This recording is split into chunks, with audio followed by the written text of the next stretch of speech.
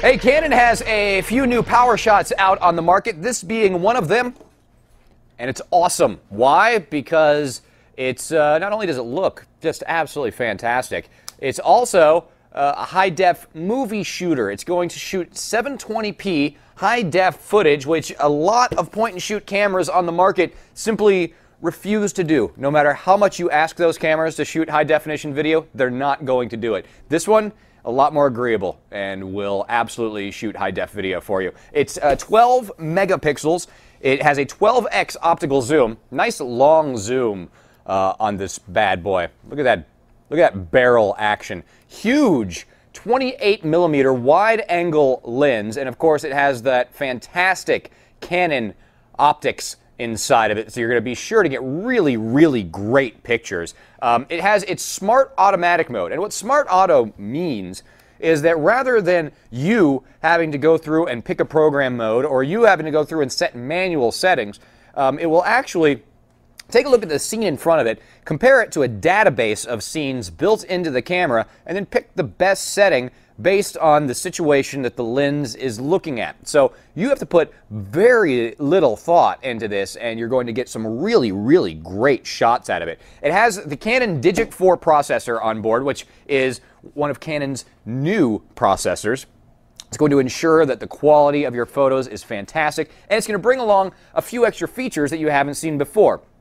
Face detection has been in a lot of cameras. This one, however, has a couple of new features added to the face detection. One of them being motion tracking. So you're going to be able, the camera's going to be able to track moving faces within a frame and keep the shot focused.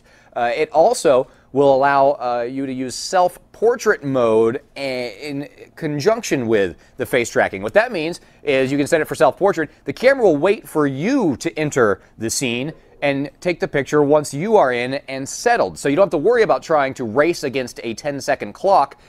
You can just take your time, set up your shot, and once you're in the picture and still, it's going to snap the shot automatically for you. It's a really, really cool feature. It has a 3-inch LCD, and it looks really, really good. It fills up most of the back of the camera. And one thing you're going to notice this camera seems to be missing is a lot of buttons.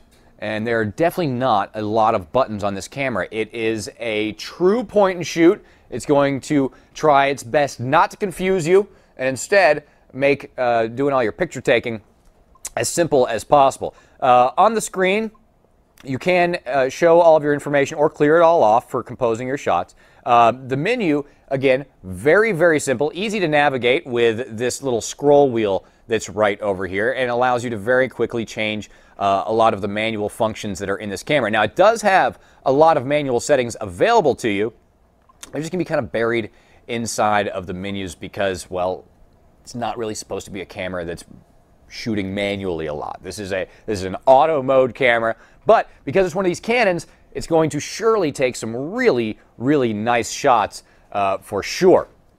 The lens, or the flash, is actually automatic and stows away inside the camera body. So when you turn this thing on, it tucks itself away. When you turn it on, or turn it off, it tucks it away. When you turn it on, it pops right back up. Keeps the flash safe, never going to snap off, and will only be up when you are using it. So this is a really nice camera. It also has HDMI built into it. Of course, if you're shooting 720p video, you won't be able to show it on a high-def TV. This does have HDMI, and it has USB, so you're going to be able to hook it up very easily to not only your computer, but also your high-definition television.